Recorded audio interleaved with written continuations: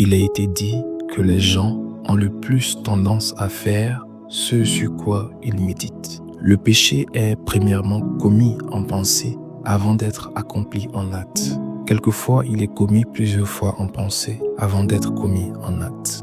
On pourrait poser la question suivante. Puisque Dieu regarde au cœur et que l'adultère dans le cœur est enregistré par Dieu comme adultère effectif, y a-t-il une raison pour laquelle quiconque ayant commis le péché en pensée ne puisse pas continuer et finaliser son péché? Pourquoi s'arrêter au niveau du cœur? Voici une question à se poser.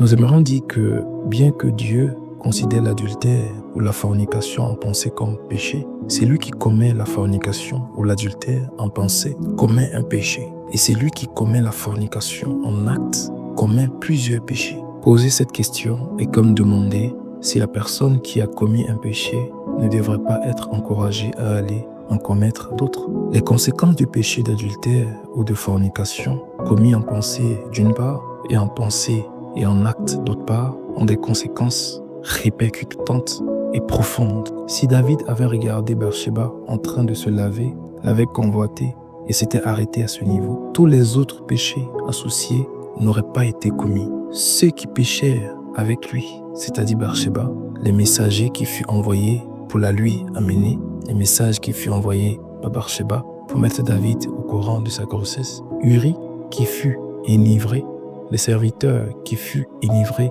Uri, Joab qui arrangea pour que Uri meure au front de la bataille, n'auraient pas été engagés dans le péché ou dans ses conséquences. Si David n'avait pas péché qu'en pensée, sans faire vivre le péché en pensée par le péché en acte, les choses suivantes ne seraient pas arrivées. Uri ne serait pas mort. Les soldats qui moururent avec lui ne seraient pas morts. Il n'y aurait pas eu de fils conçu dans le péché et qui mourut.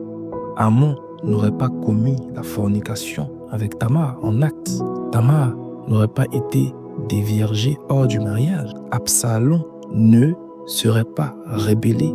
Absalom n'aurait pas commis un adultère d'état avec les concubines de David. Absalom n'aurait pas tué Amon. Absalom n'aurait pas été tué. Les nombreux Israélites qui moururent dans la rébellion d'Absalom auraient vécu. Voici certaines raisons pour lesquelles quiconque a péché en pensée doit s'arrêter et ne plus aller loin. Le Seigneur sera moins attristé dans ce cas. Le Seigneur sera moins exposé à la moquerie. Une mauvaise habitude sera évitée. Personne d'autre ne sera ruiné par le péché. Des maladies vénériennes ne seront pas contractées. Il n'en résultera pas de grossesse par exemple. Il n'y aura pas d'enfants bâtards. Il n'y aura pas de filles mères pour polluer la société. Il n'y aura pas de divorce causé par l'adultère en acte. Il n'y aura pas de foyer qui serait brisé. Il n'y aura pas d'argent gaspillé par exemple. Il n'y aura pas de besoin d'histoire pour couvrir un péché quelconque. Il n'y aura pas de ruine d'une descendance ou d'une génération. La restauration à Dieu serait plus simple. Nous supplions, ou je supplie, tous ceux qui ont été captivés par le diable pour faire sa volonté en commettant l'adultère ou la fornication dans leurs pensées, de lutter jusqu'à leur dernière énergie pour s'assurer qu'ils ne l'accompliront pas en pratique ou en acte, car c'est dangereux. 100 actes d'adultère en pensée ont de loin moins de conséquences pratiques qu'un acte d'adultère en pratique. Je le répète, 100 actes d'adultère en pensée ont de loin moins de conséquences pratiques qu'un acte d'adultère en pratique. Je te supplie, même si tu as été déjà tenté d'avoir des pensées immorales, de dire des paroles immorales, d'écouter des paroles immorales, d'avoir un attouchement immoral avec une fille ou un garçon, d'avoir un baiser immoral, d'avoir une embrassade immorale, d'avoir un genre quelconque d'excitation immorale, s'il te plaît, ne va pas de l'avant pour compléter ton péché. Un péché partiel est une chose, un péché complet est une autre chose. Compléter finalement le péché en commettant l'acte d'adultère ou de fornication, c'est comme donner à Dieu une gifle sur la figure. Tu ne seras plus tout à fait le même après. Ta relation avec le Seigneur pourrait ne plus être la même après ce péché en acte. Ta relation avec le partenaire de ton péché ne serait plus jamais la même après cet acte. Tu as été averti. Je te supplie